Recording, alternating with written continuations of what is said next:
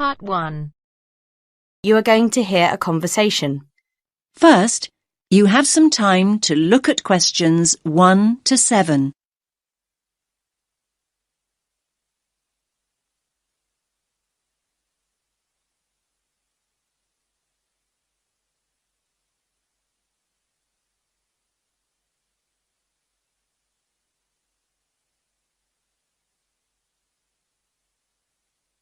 Listen carefully to the first part of the conversation and answer questions 1 to 7.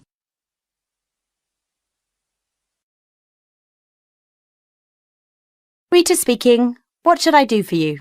Oh, hi. I'd like to order some stationery. Could I know your name? Jackson Paris. Right. Can I just confirm your account number and the name of your company, Jackson? Sure. The number is 692411. 692411.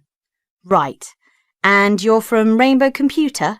No, the company is Rainbow Communications. Oh, OK.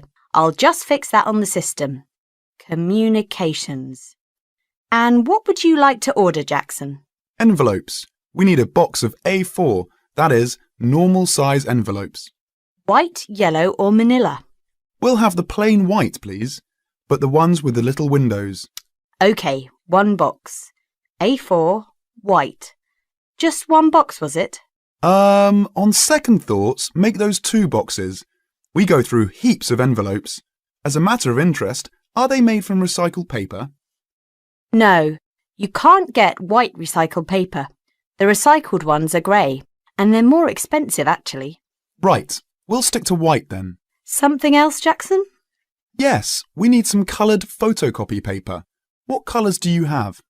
We've got purple, light blue, blue, light green, whatever you want pretty much. There are 500 sheets on the pack. Let me see. We're going to need a lot of blue paper for our new price lists. So can you give us 10 packs, please? Make sure it's the light blue, though. 10 packs of the light blue. Anything else that we can help you with? Let me think. What else do we need? I'm sure there was something else.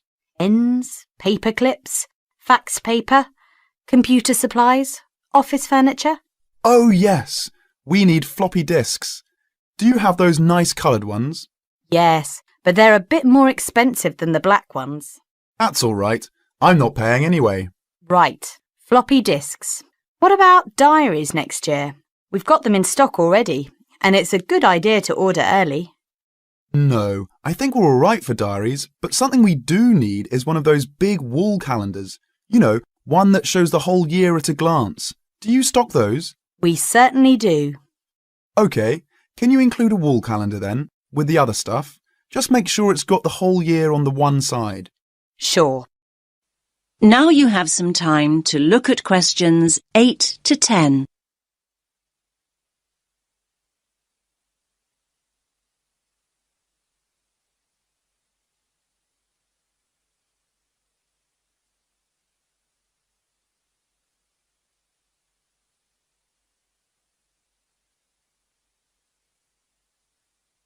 Now listen to the next part of the conversation and answer questions 8 to 10. And do you have a copy of our new catalogue? No, I don't. But would you send one? Yes, I'll pop one in with the order. You'll find it a lot easier to remember what you need if you have our catalogue in front of you next time. Yes, good idea. And when can you deliver this? Should be with you tomorrow morning. Can you make sure that it's not after 11:30 a.m? Because we have to go out at 12. There's only myself here on Fridays. Fine. I'll make a note in the delivery docket that they should deliver before 11:30. Thanks very much. Thanks.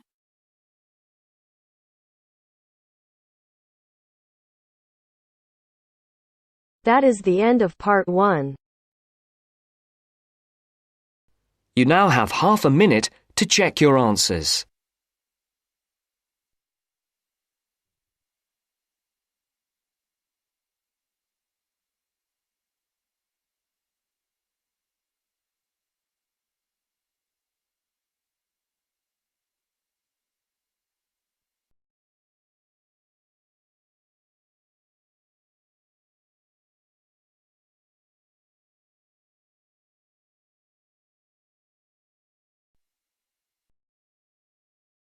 Now turns to part 2. Part 2. You'll hear a lecturer talking to students about a printing process. First, you have some time to look at questions 11 to 15.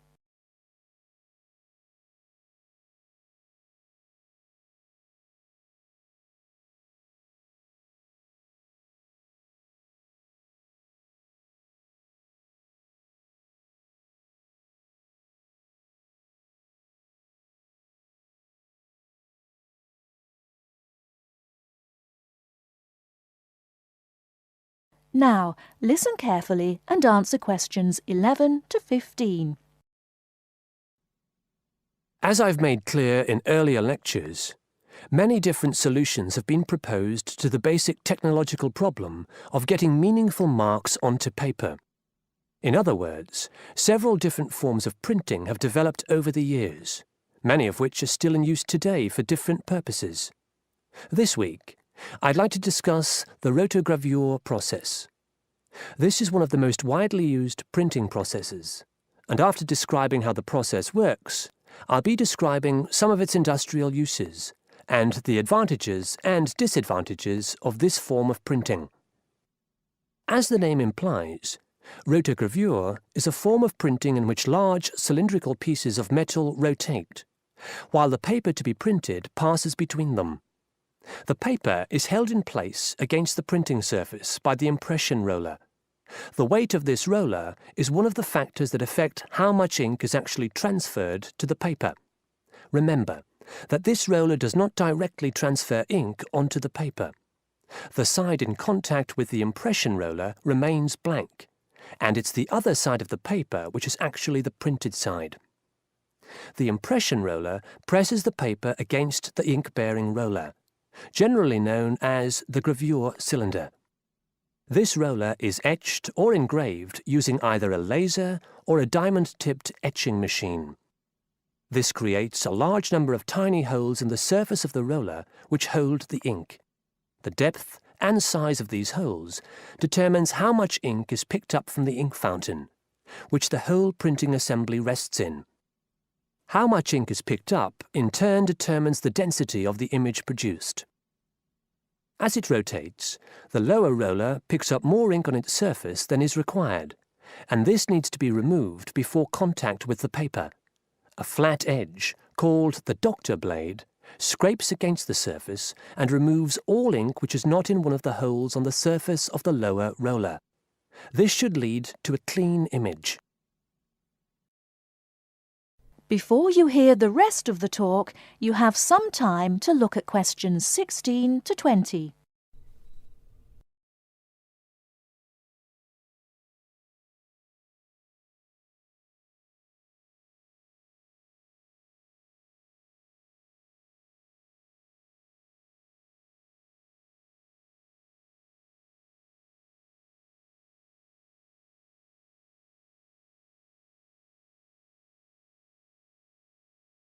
Now listen and answer questions 16 to 20.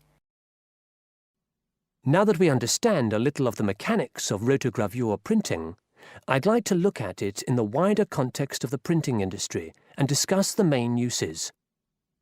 One of the main advantages of the rotogravure process is that the amount of ink which can be transferred to the paper is high compared to other printing methods. This means that a broad density range can be produced. In other words, with rotogravure, it's possible to produce many different light and dark shades, making it particularly suitable for reproducing photographs and fine art. For shorter print runs, some other processes may give a finer image, but rotogravure is ideal for jobs that involve printing, for example, 1 million magazines. One common place where you'll see printed matter that has been produced by rotogravure is in the advertising material that is often inserted into Sunday newspapers. Of course, it's not just paper that can be printed by rotogravure. It's a very flexible process, since the rollers used can be made to any size required. Whether it's consumer packaging or large rolls of floor covering that need to be printed, rotogravure is a relatively cheap, quick method that is used in a variety of industries. This isn't to say that rotogravure is without its disadvantages. Probably the main drawback is the fact that, with large areas of colour, the dots are visible, even without using any kind of magnifying aid. Now, does anyone have any questions about the rotogravure process? That is the end of part 2. You now have half a minute to check your answers.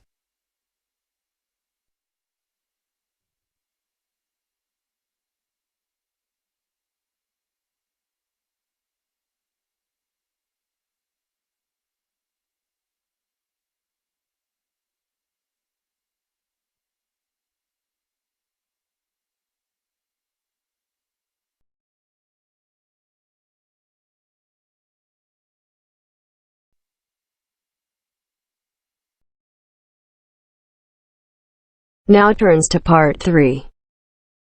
Part 3. First, you have some time to look at questions 21 to 26.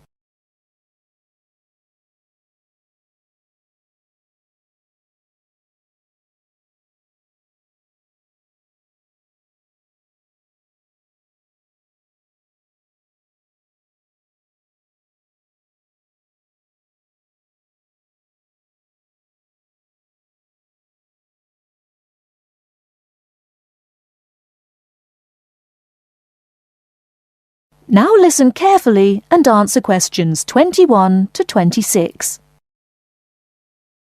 Hello, my name is Emiliano. I am a student here and I'd like to rent a house for 6 months. OK, well, you've come to the right place. We specialise in short-term rental. First of all, I would like to get a few details from you. Can you give me your full name, please? Yes, it is Emiliano Nespla. And can you tell me your present address, please? Yes, it's 17 Middleway, Penrose. I'm living with a homestay family at the moment. That's great. Now, do you have any identification with you? Oh, and we will need a reference from someone who knows you here. Maybe your homestay family. Yes, okay. Here's my passport and a card from my language school. My referees can be Mrs. Alice Thompson. She's my homestay mother and she wouldn't mind, I'm sure. You can contact her at the same address as me, of course. OK. If we need to contact you, should we leave a message with your homestay? No, you can speak to me directly. My cell phone number is 021 548 3534. Great. Now, do you have a bank account? You will need to pay your rent by direct debit. You know, it will come out of your account automatically every month. Okay, I don't have my bank account details with me now, but I can get them and bring them back later today. That's fine. Now, can you tell me what kind of house you are looking for? Do you want to rent by yourself? No, I'm looking for a 3-bedroom house. I want to rent with my 2 friends. I will bring them in to see you later today. OK. And what areas are you interested in renting in? Well, here's a map. Can you see my school? I don't have a car, so I need to take some kind of public transport to school and I don't want to travel for more than 30 minutes each way. Do you think you have anything which is suitable? Yes, we do. Here is a list of available properties. I'll highlight the ones that could be of interest to you. Look at the map and go and have a look at the houses with your friends. Do you have a friend with a car? Yes, I do. Good. So go and look outside the houses. It will give you an idea of what the area is like. But remember, don't go into the garden or knock on the door. If you want to go in and have a look, let me know and we can arrange an appointment. Okay, can you give me an idea of price? Yes. If you look at the list, you can see the weekly rent written next to the house address. Oh yes, I can see it now. Do I need to pay anything else? Yes, you need to pay a deposit which you will get back when you move out, and you have to pay a non-refundable agent fee which is equivalent to 1 week's rent. You will have to pay your bills when they come in every month too, of course. Okay, well, thank you very much for your help. What time should I come back with my friends and my bank details? How about 2:30 this afternoon? That sounds good. Thank you for your help. I'll see you later. Thanks for coming in. Goodbye.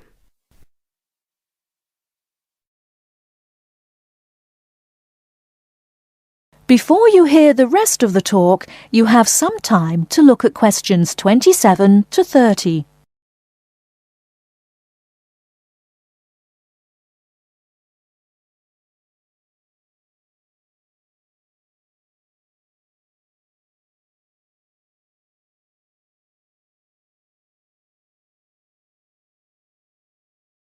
Now listen and answer questions 27 to 30. Hey, don't throw that can away.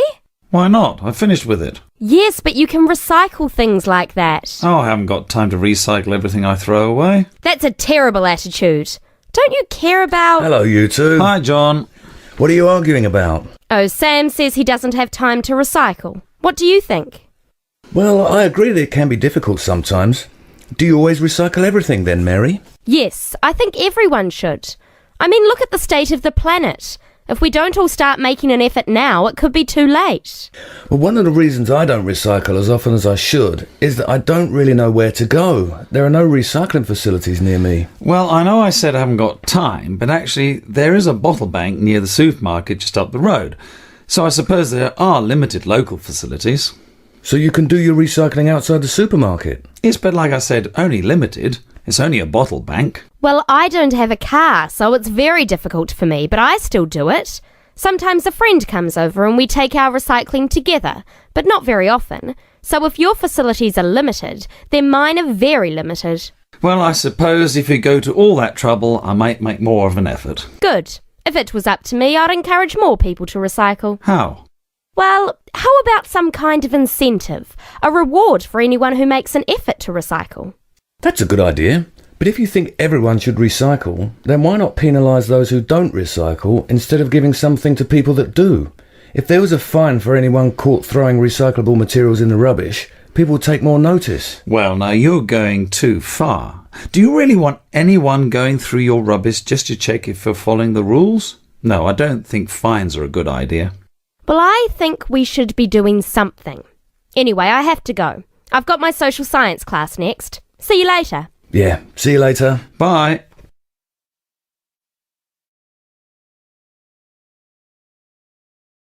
That is the end of part 3. You now have half a minute to check your answers.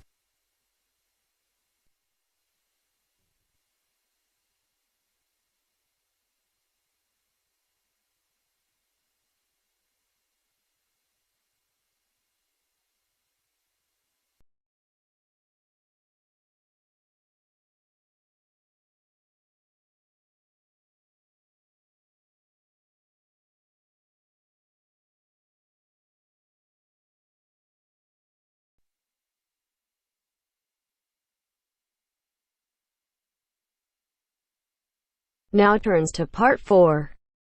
Part 4. You will hear a postgraduate psychology student talking to other students about a job satisfaction study he has investigated. Before you listen, you have some time to look at questions 31 to 40.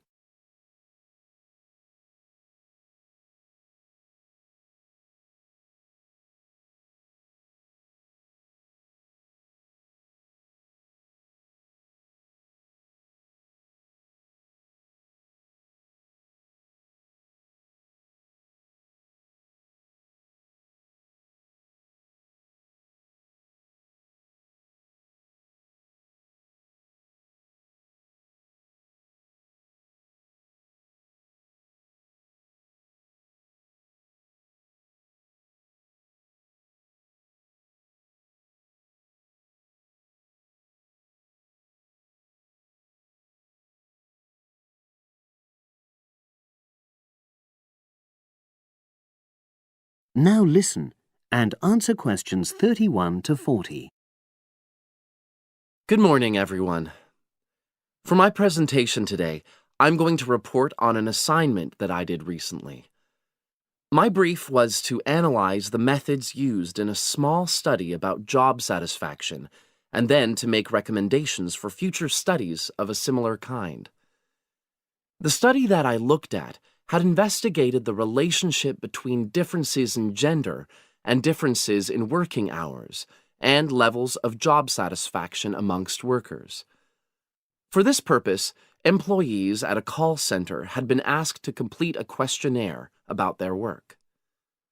I'll summarize the findings of that study briefly now. First of all, female full-time workers reported slightly higher levels of job satisfaction than male full-time workers. Secondly, female part-time workers reported slightly higher levels of satisfaction than female full-time ones did. On the other hand, male part-time workers experienced slightly less job satisfaction than male full-time workers. But although these results seemed interesting and capable of being explained, perhaps the most important thing to mention here is that in statistical terms, they were inconclusive. Personally, I was surprised that the findings hadn't been more definite, because I would have expected to find that men and women, as well as full and part-time workers, would experience different levels of satisfaction. So I then looked more carefully at the methodology employed by the researchers to see where there may have been problems. This is what I found. First of all, the size of the sample was probably too small. The overall total of workers who took part in the survey was 223, which sounds quite a lot, but they had to be divided up into subgroups. Also, the numbers in the different subgroups were unequal. For example, there were 154 workers in the full-time group, but only 69 in the part-time group. And amongst this part-time group, only 10 were male, compared to 59 who were female. Secondly, although quite a large number of people had been asked to take part in the survey, the response was disappointingly low. A lot of them just ignored the invitation. And workers who did respond may have differed in important respects from those who didn't. Thirdly, as the questionnaires had been posted to the call center for distribution, the researchers had had very limited control over the conditions in which participants completed them. For instance, their responses to questions may have been influenced by the views of their colleagues. All these problems may have biased the results. In the last part of my assignment, I made recommendations for a similar study, attempting to remove the problems that I've just mentioned. Firstly, a much larger sample should be targeted, and care should be taken to ensure that equal numbers of both genders and both full and part-time workers are surveyed. Secondly, the researchers should ensure that they are present to administer the questionnaires to the workers themselves. And should they require the workers to complete the questionnaire under supervised conditions so that the possibility of influence from other colleagues is eliminated. Finally, as workers may be unwilling to provide details of their job satisfaction when they are on work premises, it's important that the researchers reassure them that their responses will remain confidential, and also that they have the right to withdraw from the study at any time if they want to. By taking measures like these, the reliability of the responses to the questionnaires is likely to be increased, and any comparisons that are made are likely to be more valid. So, that was a summary of my assignment. Does anyone have any questions? That is the end of part 4. You now have half a minute to check your answers.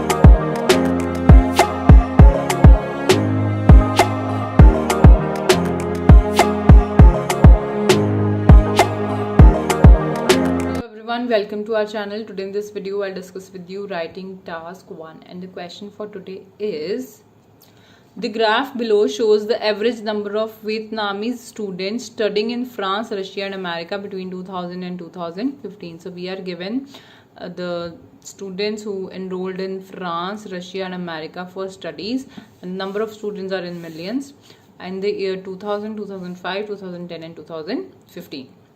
So this blue one is representing the France, lastly Russia, and then secondly Russia, and lastly America.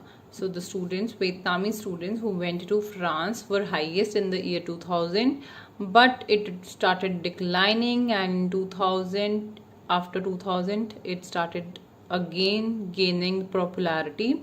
Means the Vietnamese students were again interested in going to France for studies, and it increased, right? But we can see that interesting factor is that America was least interested country by the Vietnamese, who visited very less number as compared to the others. So, but at the end in 2015, America overtook other, means the university, in admissions in America overtook France and Russia in the year 2015. So the rendered line graph, means the given line graph represents the Vietnamese student who studied in 3 distinct nations over 15 years. Overall, it is discernible from the graph that most students studied in France and the least were studying in America, but after 15 years, America surpassed France and Russia. So initially, as we have discussed, most students were enrolled in France or studying in France, but after 15 years, America surpassed France and Russia. Explicitly, France and Russia almost followed a similar pattern. In 2000, nearly 3.5 million Vietnamese students prefer to get an education in France. So we can see here 3.5, as we have also seen that they almost followed the same pattern, right? It decreased, it also decreased, then it stabilized, then it also stabilized for some time, and then increased, and then lastly increased. So as we were discussing the numbers, 3.5 million students enrolled in France in universities or education centers for study, whereas 3 million went to Russia. So if we check the number for Russia, these are 3 million, and then we can say 1.5 million for America. However, after 5 years, means in the year 2005, involvement of students in France and Russia declined to around 2.5 and 2.2 millions. So it declined to around 2.5 or 2.2 millions, right? For 2.5 for France and 2.2 million for Russia. After a decade, students in France remained almost similar, but the number of students in Russia again declined to approximately 1.8 million. So after a decade means it has to be after 5 years, not after a decade, because it's 2010 after 2005. So after 5 years, or we can also write 5 years later.